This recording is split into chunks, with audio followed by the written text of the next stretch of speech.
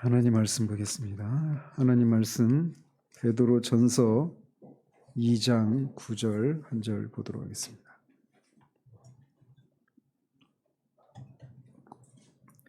베드로 전서 2장 9절 한 절입니다. 같이 읽겠습니다. 그러나 너희는 택하신 족속이요 왕 같은 제사장들이요 거룩한 나라요 그의 소유가 된 백성이니 이는 너희를 어두운 데서 불러내어 그의 기이한 빛에 들어가게 하신 이의 아름다운 덕을 선포하게 하려 하심이라. 아멘. 오늘과 다음 주까지 해서 이 시리즈를 모두 마치고 새로운 시리즈로 들어가도록 합니다. 지난주에는 교회가 세상에 있을 때 세상에 속하지 않은 하나님 나라 공동체로 성육신적인 공동체여야 한다라고 하는 사실에 대해서 살폈습니다. 그렇기 때문에 교회는 이 세상의 시민이면서 그리스도의 법의 적용을 받는 이중 국적자들의 모임이다, 이렇게 말씀드릴 수 있다고 했습니다. 그렇기 때문에 교회는 이렇게 이중 국적자로서 비록 물리적으로는 세상 가운데 있으면서도 또 세상의 그런 가치관과 도덕과 형이상적인 것들을 혼합하는 그런 모습을 띠지 않아야 된다라고 말씀드렸습니다. 따라서 물리적으로 세상을 떠나서 세상에 전혀 관여를 하지 않는 요새 교회여서도 안 되고, 또 세상과 도덕적으로 가치적인 면에서 하나가 되어버리는 혼합교회도 아닌 그런 모습이어야 된다. 즉 세상에 참여하면서도 도덕적으로나 형이상학적으로는 구별된 하나님 나라 교회여야 한다라고 말씀을 드렸습니다. 교회가 이런 부르심을 받았다라고 하는 것을 생각할 때 오늘날의 교회는 어떤가, 이 부분, 그런 이 진단에 따른 이제 교회는 어떤 교회여야 되는가, 이런 것을 살펴보도록 합니다. 이 저자의 판단은 현대사회 복음주의 교회 상당수가 주님의 그 대제사장적인 기도와는 정반대로 움직이고 있다라고 진단을 합니다. 주님의 대제사장의 기도는 그들이 세상에서 떠나오도록 하는 것이 아니라 세상에 있는데 세상에 영향을 받지 않는, 그 속에서, 세상 속에서 하나님 나라의 그런 가치관을 드러내고 실현하는 그런 교회가 되기를 위해서 기도하셨는데, 그것과는 정반대로 움직이고 있다라고 하는 것이 저자의 판단이라는 거죠. 그래서 오늘날의 현대 복음주의 상당수가 세상에 속해 있으면서 세상을 본받는다라고 하는 것입니다. 물리적으로는 분리되고 형이상학적 이념적으로는 세상에 순응하는 모습, 이런 것이 오늘날 현대 복음주의 교회의 상당수가 이런 모습을 띠고 있다라고 저자는 진단을 합니다. 오늘날 서구 교회는 세상을 지향하고 있습니다. 모이면 종교적으로 행동하지만 흩어지면 세상과 똑같다라는 거죠. 그래서 대가를 지불하지 않아도 될 때만, 편리할 때만 그리스도인으로서 행동한다라고 하는 것이 이 저자의 판단입니다. 절대 권력을 자임하는 나치에 항거하다가 나치 제3제국에 의해서 순교당했던 독일의 목사 디트리트 보네퍼는 당시 독일교회의 혼합주의를 맹렬히 비판했습니다. 당시 독일교회는 이 시대 교회와 소름 끼칠 만큼 흡사하다라고 저자는 판단을 합니다. 보네퍼는 오늘날 자유주의와 복음주의 양진영 교회에서 주식으로 삼고 있는 값싼 은혜에 대해서 이렇게 비판을 했습니다. 만일 은혜가 신앙생활의 정보에 불과하다면 내 모든 죄에서 이미 의롭다 하심을 얻은 상태로 세상에서 신앙생활을 한다는 의미다. 이론상으로는 온 세상이 은혜로 말미암아 의롭다 하심을 얻었으니 나는 원하는 대로 죄를 짓고 나를 용서해 줄 은혜에 의지하기만 하면 된다. 그러니까 값싼 은혜주의는 항상 무율법주의로 이렇게 흘러가기 마련인 것인데, 그것에 대해서 이제 비판하고 있는 거예요. 따라서 부르주아로서의 내 세속적 존재를 놓지 않고 이전 모습 그대로 살아가도 된다. 거기에 하나님의 은혜가 나를 덮어주리라는 확신까지 더해진다. 이런 식의 은혜는 세상에 영향을 끼쳐 세상이 기독교화 됐다. 좀 이렇게 냉소적인 그런 판단인 거예요. 하지만 그 과정에서 그리스도인은 그 어느 때보다 더 세속화되고 말았다. 신앙생활은 세상에서 세상처럼 사는 것을 의미하게 됐다. 얼마나 슬픈 현실입니까? 세상과 전혀 분간할 수 없으며 은혜를 얻으려면 세상과 달라져서는 안 된다고 제재까지 받는 지경에 이르렀다. 이렇게 당시 독일교회 혼합교회 형태를 띠고 있는 독일교회를 이렇게 비판을 했어요. 그 뿌리에는 값싼 은혜라고 하는 것이 자리하고 있었다는 것이죠. 놀랍게도 우리가 이 당시 히틀러에 대해서는 영화나 드라마나 이런 걸 통해서 접하지만 당시 그 제3제국 당시 독일인의 90%가 신앙 고백을 한 그리스도인이었다는 사실, 저도 사실 놀랐습니다. 당시 그 나치 치하의 독일 국민의 90%가 신앙 고백을 한 그리스도인이었다는 사실이에요. 하지만 대부분 교회가 정부에 완전히 굴복을 하고 맙니다. 이 서글픈 상황이 오늘날의 기독교에서 재현되고 있습니다. 서구 교회에서 기독교는 세속적 유물론과 상당 부분 혼합되어 있다라고 저자는 진단을 합니다. 그래서 오늘날의 세계를 자세히 들여다보면 교회의 진정한 성공은 유물론자들의 기준인 규모나 넉넉한 재정이 아니라 경건함과 주변 문화에 대한 긍정적 영향이라는 유기적 기준에 따라 판가름 난다. 지금처럼 그리스도인이 많았던 적은 역사상 한 번도 없었습니다. 하지만 여전히 그렇게 기독교인이 그렇게 많은 시대 역사를 지나고 있는데도 여전히 상하고 깨진 채로 빈곤한 노예의 삶을 사는 나라가 많이 있다라는 거죠. 사람들은 하나님이 뜻하신 본연의 모습에 전혀 미치지 못하는 삶을 삽니다. 그런 나라들 속에서 말이죠. 그래서 실질적인 치유는 좀처럼 일어나지 않고 있다라는 거예요.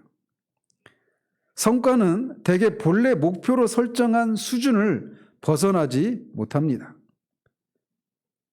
지난 50년 동안 교회는 이분이 미국 교회 목사님이시니까 미국을 가지고 얘기하고 있지만 미국의 영적인 현실은 우리나라 현실과 크게 다르지 않습니다.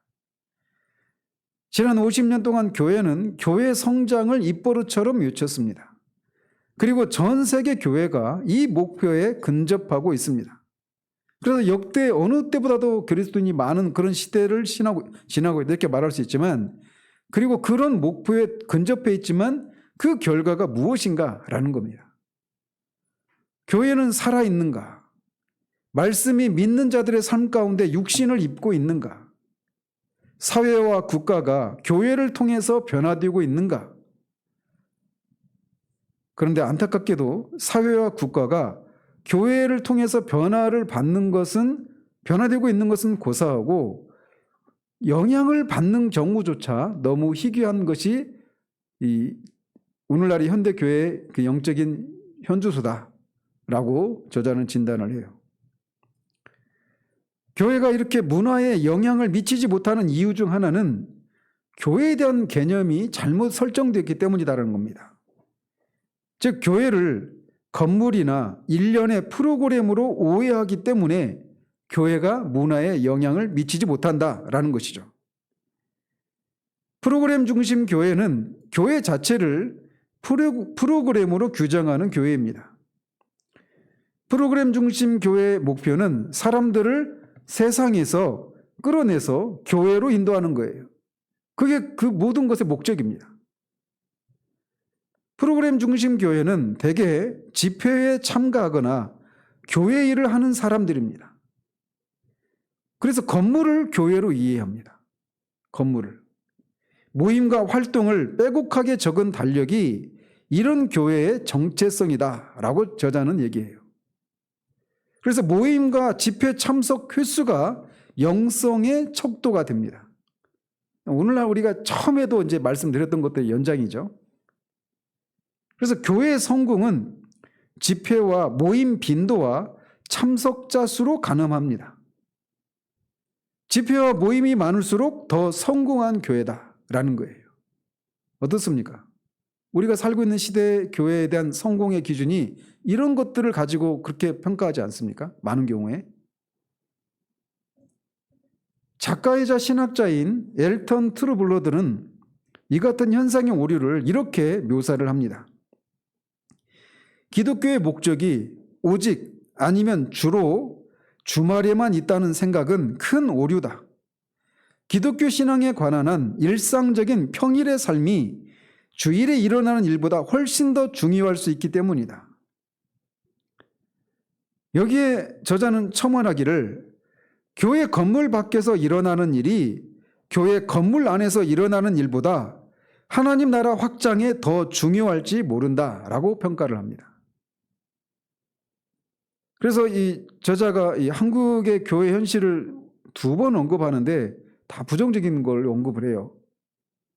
예전에 한번 기억나십니까? 한국에 있는 형제들이 복음을 전할 때 복음을 먼저 전해야 되는지 빵을 전해야 되는지 이런 걸 질문했다. 기억나십니까? 벌써 한참 된 일이라 기억이 안 나시죠? 어쨌든 그때 한번 그 한국교회에 대한 그 얘기가 나오고 여기서도 한번 나오는데 한국의 한 대학 교수는 교회에서 맡은 직책과 모임에 대한 책임이 너무 커서 오히려 강의하는 대학생들을 제대로 섬기며 제 역할을 하기 어렵다고 한탄을 하는 것을 들었다는 거죠. 그러니까 교회에서 이 주일에만이 기독교인의 삶의 전부인 것처럼 온통 교회 중심의 프로그램 중심의 그런 신앙생활의 형태를 이렇게 말하는 거예요. 실제 자신의 일터, 직업 여기가 하나님 나라의 가치관을 드러내고 실현하는 그런 장려야 하는데 이런 교회가 어떤 것인가에 대한 이런 잘못된 생각이 이런 신앙 형태를 드러내고 있다는 것이죠. 그러다 보니까 교회가 세상 문화에 아무런 영향을 끼치지 못하고 있다는 거예요. 따라서 우리는 교회가 건물이나 일련의 프로그램이라는 개념에서 벗어나서 교회가 성육신 공동체임을 깨달아야 합니다. 그래서 교회는 모이고 흩어집니다. 그래서 예배하고 훈련하기 위해서 모이고 사역을 위해서 흩어져야 돼요. 교회는. 프로그램 중심 교회는 누구를 사역자로 간주할까요? 목회자일까요? 일반 성도들일까요? 목회자들을 사역자로 간주를 합니다. 프로그램 중심 교회는. 그리고 평신도는 목회자들이 자신들의 사역, 그 목회 사역을 하도록 지원하기 위해서 존재하는 존재 정도로 평가를 받아요. 그런데 반대로 하나님 나라 중심 교회에서는 사람들이 사역자입니다. 평신도들이. 목회자와 교사 역할은 뭐냐? 성도들이 자신의 사역을 하도록 준비시키고 훈련시키는 사람들이다라는 거죠. 목회자와 교사가 사역을 하는 것이 아니라 평신도들이 사역자이고 그 평신도들이 자신의 일터와 직장에서 하나님 나라의 가치관을 드러내는 그런 사역을 감당할 수 있도록 그들을 영적으로 준비하고 훈련시키는 이 일이 목회자들의 임무라는 거예요. 이게 하나님 나라 중심교회에서 있는 그런 바른 그런 개념이라는 거죠. 사도 베드로는 이 진리를 다시 한번 상기시켜 줍니다. 오늘 본문이 우리에게 그걸 말해주고 있는 거예요. 너희가, 그러니까 목사나 장로가 택하신 족속이요 왕 같은 제사장들이라고 말하지 않고 이 편지를 받고 있는 무명의 모든 성도들이 다 택하신 족속이고 왕 같은 제사장들이라는 겁니다. 그래서 그 각자가 어떤 일을 위해서 불러내느냐? 자신들을 어두운 데서 불러내서 기이한 빛에 들어가게 하신 하나님의 아름다운 덕을 선포하게 하기 위해서 말과 삶을 통해서 그런 것들을 선포하도록 부르심을 받았다는 겁니다. 성경은 모든 그리스도인이 사역자이고 모든 지체가 제사장이라고 분명히 선포합니다. 이거를 무슨 주의라고 그래요? 만인제사장주의라고 하죠. 이거를. 저자는 젊은 시절에 이 진리를 멋들어지게 담아낸 현수막을 본 적이 있다고 합니다. 그래서 그 현수막에 목사는 훈련자, 성도는 사역자. 우리 이 개념이 필요한 거예요. 그러니까 한국교회 안에 이 개념이 필요한 겁니다. 하버드 핸드릭스라고 하는 분은 평신도를 새 성직자라고 부릅니다.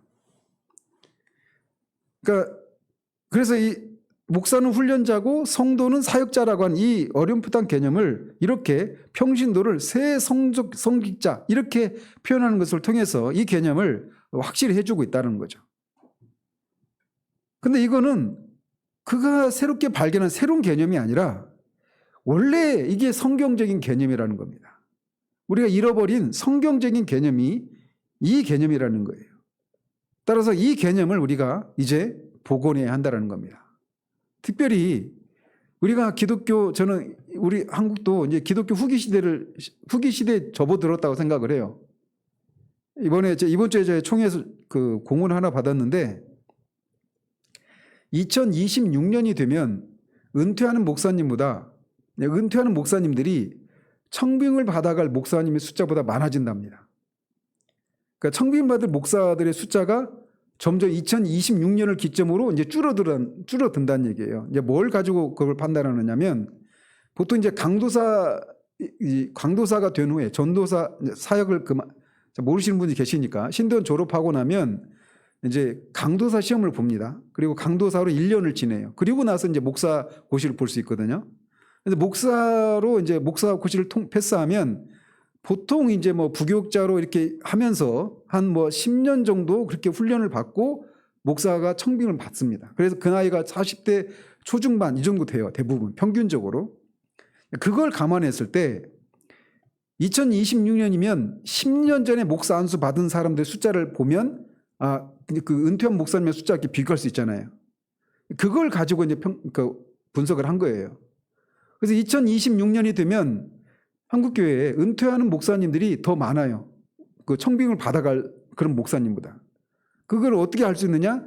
2016년에 강도사 고시 패스한 사람들의 숫자를 보니까 2026년에 은퇴할 목사님의 숫자보다 적어지기 시작한 거예요. 그 숫자가. 그러면서 이게 해가 지나갈수록 작년 같은 경우에는 300명대로 줄어버렸습니다. 강도사 합격한 사람이. 근데 이제 작년 숫자가 이제 10년 뒤에 은퇴할 목사님의 숫자가 비교해보면 은퇴할 목사님 숫자가 2배가 넘어요. 그러니까 26년을 기준으로 해가지고 은퇴하는 목사님의 숫자가 점점 많아지고 새롭게 이제 그 자리를 채울 수 있는 그런 목사님의 숫자는 점점 더 적어지는 그게 뭐 어떤 일이 일어날까요? 목회자가 없는 교회들이 생겨나기 시작하는 겁니다. 근데 교회들 안에 그런 통폐합이 일어나겠죠. 이제 시골에 있는 이런 교회들부터 해서 또 우리 교회 같이 이렇게 약한 교회들 중심으로 해가지고 이제 그런 일들이 일어나는 거예요. 여러분 이게 피부로 안 다가올지 모르겠는데 저는 그걸 보면은 굉장히 걱정이 듭니다. 제가 언제 한번 말씀드렸잖아요. 신대원의 그 입학 정원이 지금 미달이라고 종신마저도 그게 이제 보여주고 있는 겁니다. 그게. 그래서 이렇게 기독교 목회자가 되겠다라고 하는 사람들의 숫자가 현격하게 지금 막 반 이상으로 줄어버린 거예요. 제가 입학할 때만 3.7대 1이었는데 지금 미달이란 말이에요. 그러니까 이런 현실이란 말이죠. 그리고 기독교인의 숫자도 현저하게 좀 줄어들어가고 있고. 가히 기독교 후기 시대예요. 지금 우리 시대가. 퇴조하는 그런 시기란 말이죠. 이런 속에서 우리가 이제 무엇을 해야 되는가?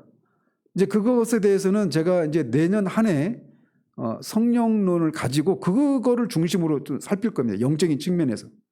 그리고 이것과 관련해서 얘기하자면 우리가 우리의 일터에서 이게 라이프워커의 이 삶을 각자의 삶의 자리에서 평신도들이 자신이 하나님 나라의 그런 사역자로 그 자리를 섬기는 사람이다라고 하는 이것을 실천하는 것을 통해서 문화에 영향을 끼치는 그래서 그들로 하여금 우리들이 전하는 메시지에 귀를 기울이도록 하는 이런 일들이 필요하다는 거예요. 마태복음 28장 19절의 지상 명령은 모든 그리스도인에게 일터로 가라고 명하고 있습니다. 그리스도가 그러므로 너희는 가서라고 말씀하셨을 때 그 말은 말 그대로 가라는 겁니다. 그리스도인이 성문에서 장사를 하고 사람들과 관계를 맺고 소식과 공지를 듣는다는 가정 아래서 주신 말씀입니다. 그래서 교회는 예배하고 훈련시키기 위해서 모이고 하나님 나라 문화를 사람들에게 전파하기 위해서 성문으로 흩어져야 돼요. 그런데 복음주의적인 영지주의가 교회가 지상 명령과 관계를 보지 못하도록 눈을 가려버렸기 때문에 우리는 이 간다, 가라라고 하는 이 문제와 관련해서 지역과 직업이라고 하는 두 가지 사안을 살펴볼 필요가 있습니다. 먼저 복음주의적 영지주의자들은 이 복음주의적 영지주의자들을 이 저자가 어떤 사람들을 이렇게 부르는지 기억나십니까? 그러니까 영지주의자는 영은 선하고 물질은 악하다. 이 헬라 사상을 가진 사람들이에요. 그래서 영적이고 하나님과 직접적으로 관련되어 있는 이런 일들은 선하고 다른 것들은 다 세속적이고 그런 것들로 우리는 격리되어야 된다. 이런 건 악한 것이니까. 이런 개념이죠. 그래서 전주에 말씀드린 표현을 가지고 하면 요새교회 형태를 띠는 거죠. 이 복음주의적 영지주의자들은 마태복음 28장 19절 이 제상 명령을 해외에서 사역하는 전문 선교사들에 국한된 말씀이라고 가정을 합니다. 너희는 가서 모든 족속으로 아버지와 아들과 아들의 성령의 이름으로 세례를 주고 그들을 모든 것을 가르치고 지키고 가르치라고 이렇게 제자 삼으라고 말씀하셨을 때 이 명령을 누가 감당해야 되느냐? 해외에서 사역하는 전문 선교사들에게 국한된 말씀이다. 이렇게 얘기를 하는 거예요. 하지만 성경적 세계관은 이 말씀이 섬김의 장소나 지역을 막론하고 모든 그리스도인에게 주어진 말씀이라고 가정을 합니다. 두 번째는 직업과 관련한 것인데 복음주의적 영지주의자들은 이 말씀이 전문적인 종교 분야 종사자들의 국한된 말씀이라고 이해를 합니다. 그러니까 선교사나 이런 목사나 이런 사람들에게만 해당되는 명령이라고 이해를 하는 거예요. 하지만 성경적 세계관은 그리스도인은 누구나 열방을 제자 삼으라고 부르심 받았다고 가정하고 나아가 도덕적으로 문제가 없는 직업이라면 무엇이든 열방을 제자 삼는 일에 일익을 담당할 수 있다고 가정을 합니다. 그래서 만인 제사장주의는 모든 그리스도인이 제사장이고 하나님께 섬김의 영역 혹은 지역을 받았다고 믿는단 말이에요. 그래서 우리가 가는 곳이 선교지인 것이죠. 우리가 가는 그곳에서 우리가 사역자로서 하나님 나라의 문화를 전파하고 그들의 문화에 영향을 끼치는 그런 사역자로서 그 자리에서 감당해야 된다라는 겁니다. 이게 성경적인 세계관이란 말이죠. 따라서 교회는 그리스도인이 일터와 광장에서 맡은 자리에 서도록 준비시킬 막중한 책무를 받았습니다. 조지 그랜트라는 분이 수비교대라고 하는 책에서 교회의 리더 양성 사역을 이렇게 요약을 했습니다. 교회는 하나님의 백성이 사역의 일을 감당하도록 훈련해야 한다. 그러면 이제 하나님의 백성이 사역의 일을 감당하도록 훈련해야 할 책무가 교회에게 있는데 하나님의 백성이 사역의 일을 어떤 종류의 사역의 일을 감당해야 되는가 이것에 대해서 이제 이렇게 얘기를 해요. 우리나라에 철저히 준비된 목사들이 세워지려면 어떻게 된다고 우리는 일반적으로 생각합니까? 목사들이 이런 철저히 준비된 목사가 세워지려면 이 책임이 누구에게 있다고 생각해요? 신학교가 있다고 생각하잖아요. 그죠? 근데 그렇게 철저히 준비된 목사들이 세워지려면 교회가 먼저 복음의 사역을 위해 청년들을 훈련해야 한다. 또 우리나라에 철저히 준비된 교사들이 세워지려면 누가 해야 된다고 생각해요? 교육청이나 이런 교육부나 이런 데서 해야 된다 생각하잖아요. 근데 그것도 교회에서 교회가 먼저 교육의 사역을 위해 젊은 부모들을 훈련해야 한다라는 거죠. 우리나라에 철저히 준비된 장인, 예술가, 음악가, 철학자, 의사, 근로자, 법조인, 과학자, 상인이 세워지려면 먼저 교회가 문화 전반의 사역을 위해 이들을 훈련해야 한다. 또한 우리나라에 철저히 준비된 행정 관료들이 세워지려면 먼저 교회가 정치적 행동의 사역을 위해 훈련해야 한다. 교회가 해야 될 책임이 바로 이런 거라는 거죠. 그러니까 교회의 책임은 평신도라고 하는 사역자들을 각자의 일터로 성문으로 보내서 그들이 각자 부르심을 따라서 하나님 나라의 그런 가치관을 실현하는 이런 일을 할 수 있도록 교회가 그들을 훈련시키는 일이 그 교회에 주어진 임무라는 거예요. 이렇게 성문을 취할 사역자를 훈련시키는 일이 교회의 임무인데 그 사람들을 훈련시키려면 무엇이 필요할까? 첫째, 누가 필요할까요? 이렇게 성도들을 기꺼이 준비시킬 목회자와 교사들이 필요합니다. 1차적으로. 모든 사역을 혼자서 다하는 슈퍼스타 목회자 모델은 이제 버려야 한다. 개척교회가 이런 스타일이죠. 목회자들이 다 해야죠. 모든 거를. 그러니까 근데 목회자가 모든 일을 한다라고 할 때 우리는 벌써 어떤 생각하냐면 교회에서 행해지는 일에 국한시켜서 목회자가 다 한다. 이렇게 생각해요. 벌써. 저부터도. 근데 지금 저자가 말하는 것은 그게 아니에요. 그래서 또 행정가 스타일의 기업가 목회자 모델과 대형교회의 관리자 스타일 모델도 버려야 한다. 바울은 목사와 교사의 주된 역할을 이렇게 제시했습니다. 에베소서 4장 11절 12절 한번 같이 보시죠. 에베소서 4장 11절 12절.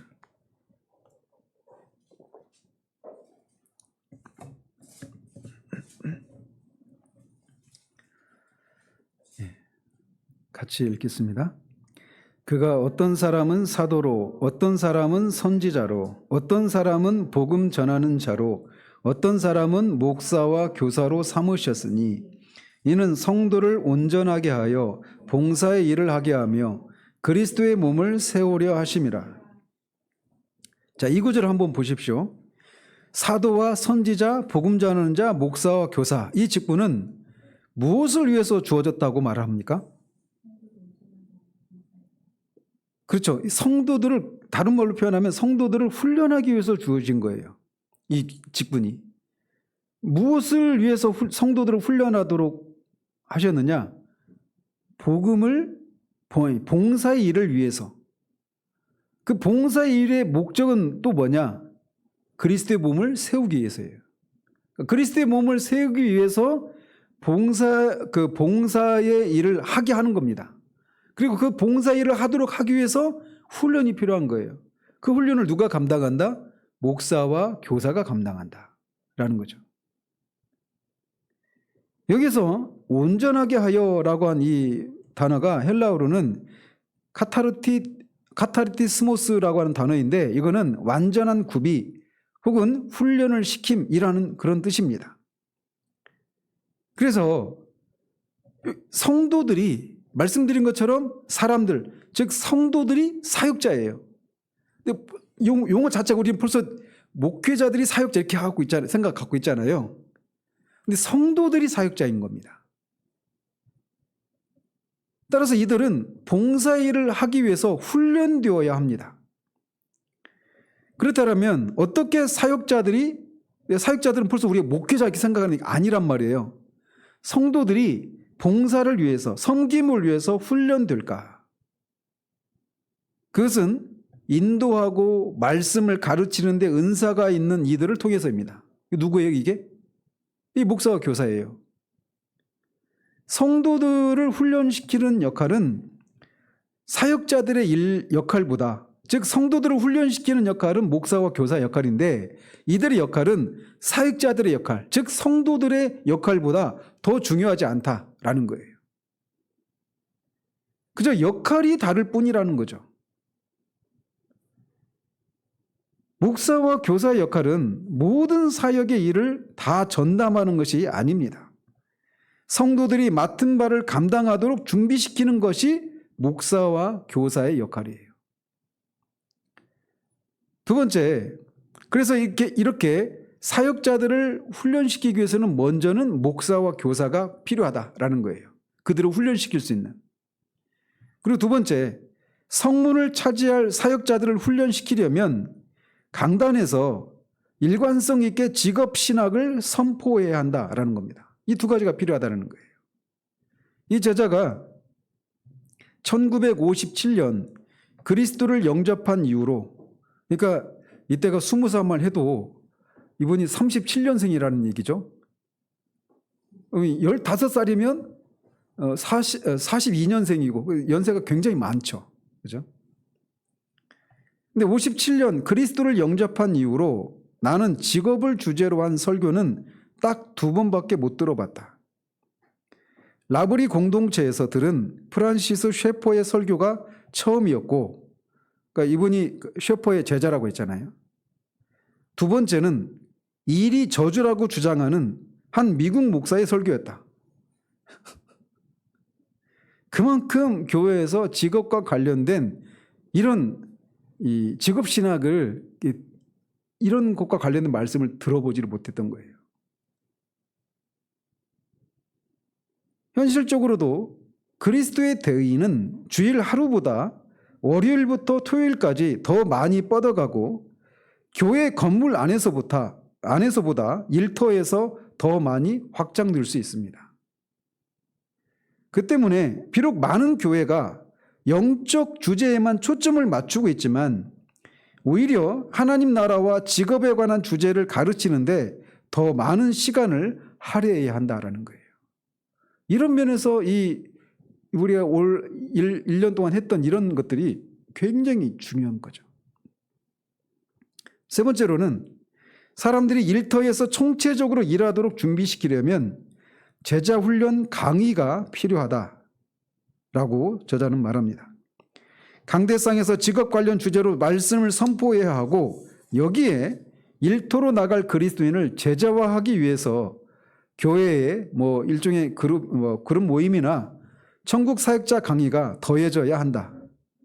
그러니까 전문성이 있는 사람들의 그런 도움들 각 분야에 이것을 통해서 지난주에 말씀드린 것처럼 각 업종에 관련된 그런 그 전문가들이 성경적으로 그 일을 어떻게 감당해야 되는지 이것을 감당하는 성경적인 근거는 무엇인지 이런 것들을 만들고 이런 것들을 강의하는 그런 것들이 필요하다는 것이죠. 사실 우리가 저도 그렇지만 세상에 나갈 때 아무런 준비 없이 나갑니다. 그냥 가서 열심히 믿고 열심히 성실하게 봉사하고 그러면 결국 세상이 너희들에게 다 굴복하고 인정할 거야. 제가 들었던 것의 전부입니다. 나가보니까 아니에요. 전혀 준비가 안 된 채로 나간단 말이죠. 이런 면에서. 그래서 교회에서 주일학교와 성경 공부에 대부분 시간을 할애하고 있는 이 셀 모임도 사실상 영적인 기능을 준비시키는 시간으로 활용합니다. 하지만 기업인들이 기업 활동을 하면서도 거룩함을 지키고 하나님 나라 원칙을 시장에 적용하도록 훈련해야 합니다. 그리스도인 변호사와 판사들이 먹고 사는 데 그치거나 부패한 판결을 내리는 대신 사회 정의를 추구하고 필요하다면 대법원까지 사안을 가져가도록 이들을 준비시켜야 한다는 거죠. 이런 부분에서 얼마나 교회가 이런 부분에 충실한가? 그렇지 못한 것이 현실이라는 겁니다. 그래서 한국의 이 기독교인의 이 복음화율이 국민 전체로 보면 한 15% 내외라고 얘기를 하는데 여론 주도층 있잖아요. 소위 무슨 사자 들어가는 자리들, 정치인들 이런 데는 기독교인들이 40% 이상이라고 합니다. 그러니까 얼마나 그런 영향력 있는 자리에 그리스도인이라고 하는 사람들이 많이 포진되어 있느냐라는 거예요. 근데 그런 자리에 있는 그렇게 많은 숫자의 사람들이 기독교인인데 이 사회가 기독교적인 그런 문화와 그런 향기를 사회 각 분야에서 드러내고 있는가? 그렇지 못해요. 기독교 정치인이라고 하는 사람들, 얼마 전에 사퇴한 거기도 대표도 장로님입니다. 근데 막 수백억대 투자를 하잖아요. 신적인 그런 어떤 투자를 했죠. 자기 땅 사는 대로 철도가 그렇게 지나가도록 노선을 변경해가지고 수백 배, 아니, 수천 배죠. 몇백 배로 제가 알고 있는데. 그래도 그냥 하잖아요. 기독교적인 가치관을 가지고 판단한다면 그건 명백하게 죄란 말이에요.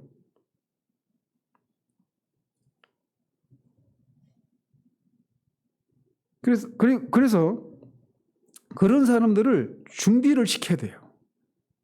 그런 게.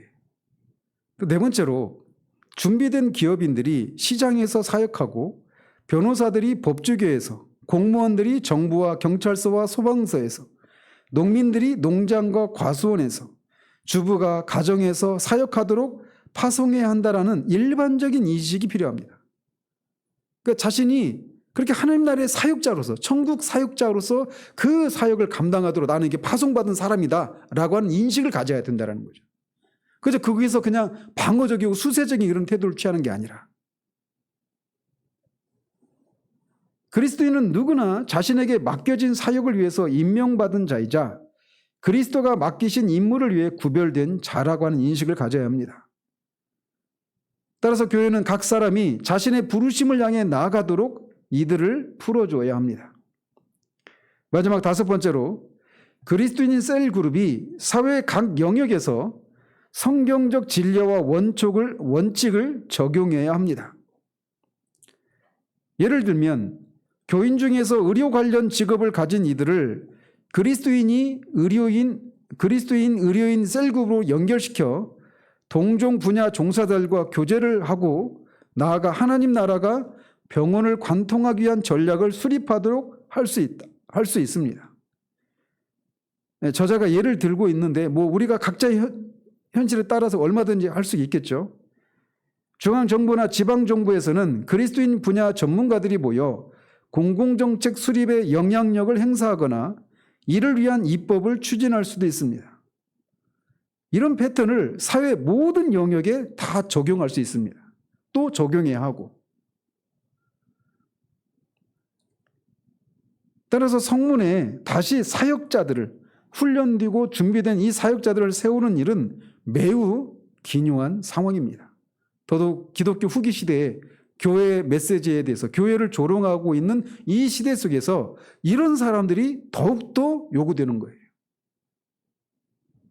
지역사회와 국가에 하나님 나라의 리더십이 절실히 필요합니다.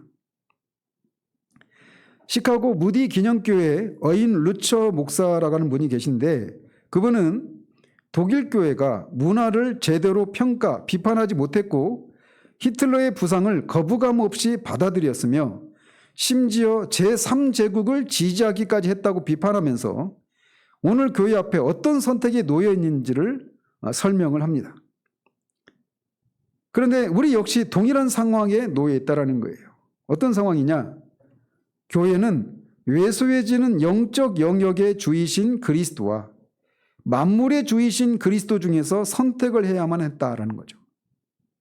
그러니까 그리스도는 영적인 영역에서만의 주님이 아니시란 말이에요. 그런 주님을 선택할 것인지 아니면 만물의 주이신 그리스도를 선택할 것인지 이 둘 중에 하나를 선택해야 된다는 겁니다.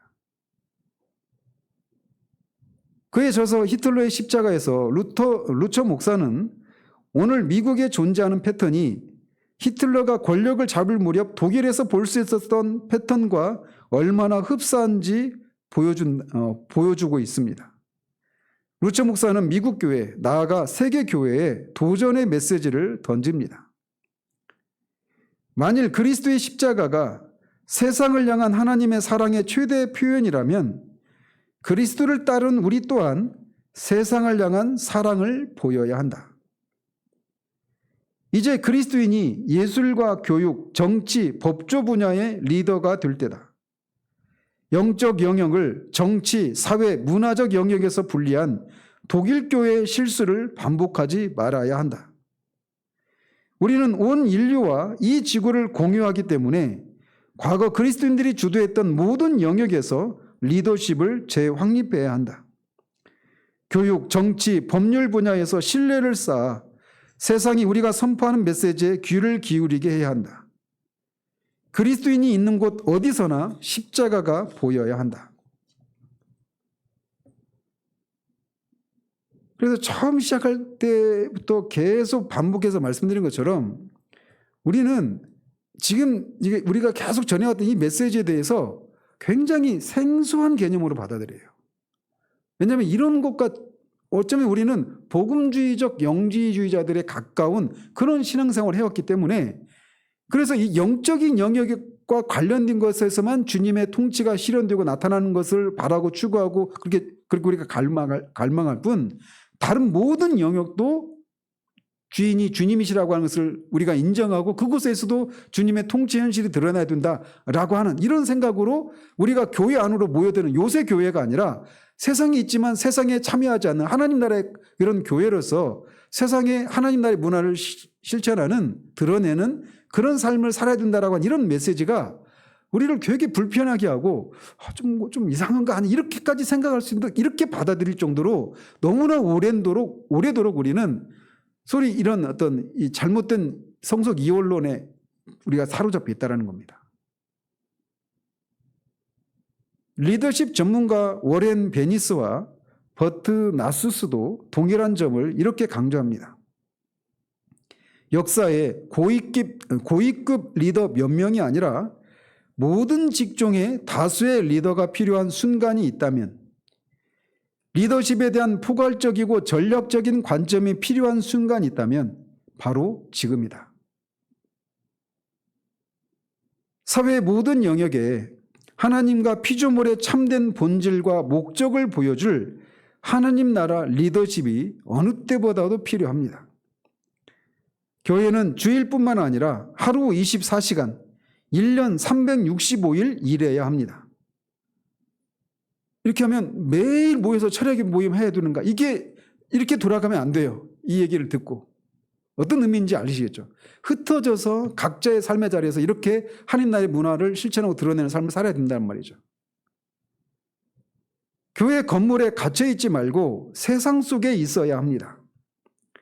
세상의 사고와 가치 체계를 교회에 들여올 것이 아니라 하나님 나라의 사고와 가치 체계를 세상에 전하는 일을 해야 합니다. 이걸 누가 해요?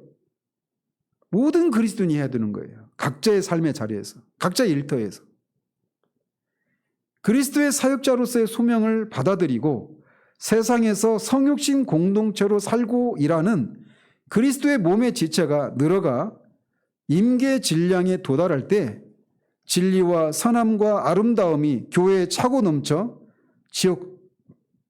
지역사회로 온 나라로 흘러가게 됩니다.